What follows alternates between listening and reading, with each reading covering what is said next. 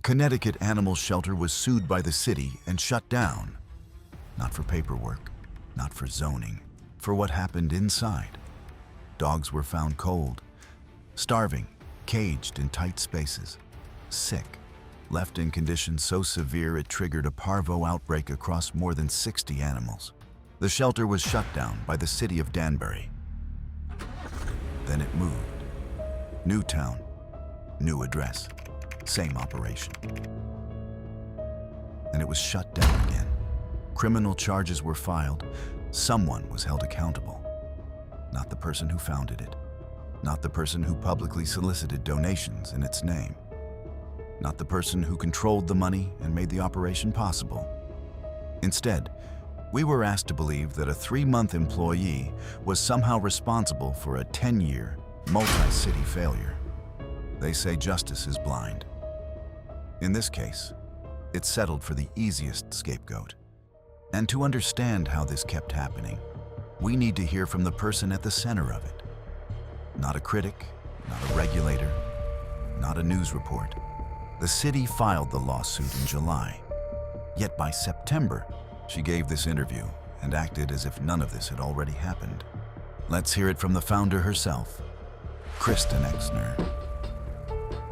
So the organization was founded with the idea of taking animals, rescue animals, and giving them a second chance, and creating programs to help other people find a second chance.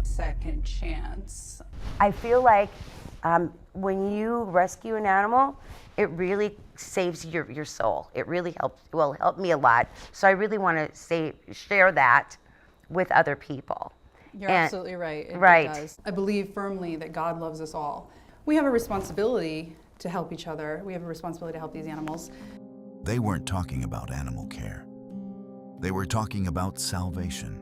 That's so true. And they do heal. There is no tragedy in life that we can't overcome. And that's where the organization was born. Out of September 11th.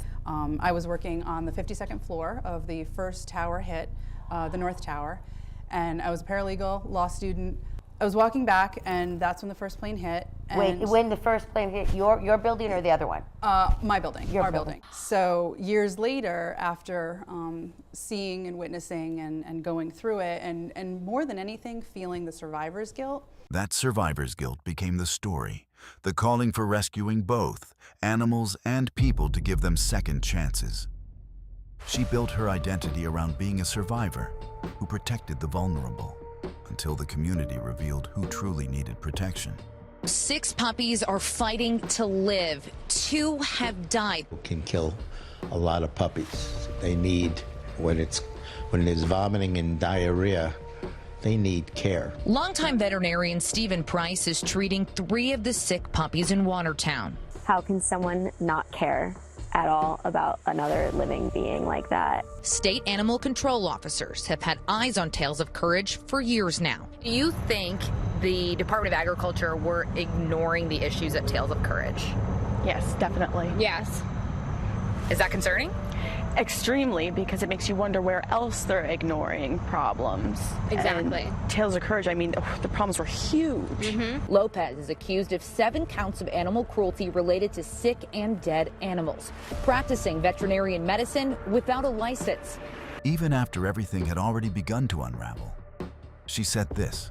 Now the organization is headquartered in Danbury, and its headquarters will shortly be moving again because the organization just keeps growing. And growing is good. Growing is very good. Is Yes, we have located a nice new facility, but it'll be a surprise where we're headed. But we will be moving hopefully by the end of this year. While media coverage focused heavily on Krystal Lopez, there was another key figure whose role was far more significant than the public was led to believe. Kristan Exner wasn't just a name on paperwork. She was the president and founder of Tales of Courage. She accepted donations, oversaw animal intake, controlled funding for veterinary care and supplies, and managed the staff. So while lawsuits, Media reports and state violations expose the suffering inside tales of courage. They barely scratch the surface of who was truly responsible and why an employee that was barely 3 months on the job ended up carrying the weight of a decade-long failure. Something wasn't adding up. In her September 2018 interview, Kristan Exner spoke at length about the lives she said were transformed through tales of courage. She reflected on people re-entering society after incarceration and on second chances. When she got out, when she was released, went back home, she was afraid of when am I going to be able to find a job, who's going to want me. So we wrote her a letter and we supported her every step of the way, and now she's working at Petco as a trainer. And the other one, who had been in for a few years, we bonded and became like family.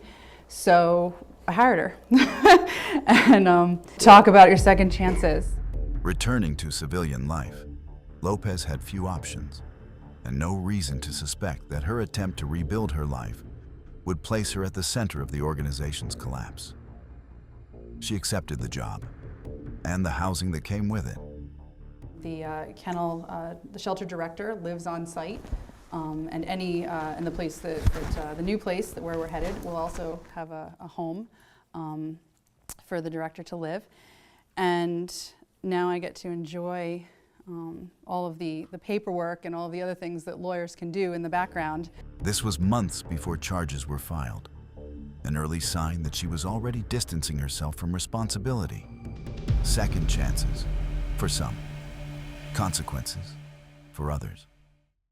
So we found someone who was there, someone who worked the kennels, the front office, the puppy transports, someone who was assigned to the front desk the day of the shutdown and had to deal with the police and animal control when they arrived. Someone willing to talk. I opened the kennel door to see complete disarray, feces everywhere. There were dead rats. It was completely awful, and they wanted to talk to Kristan. They wanted to talk to someone who was actually in charge.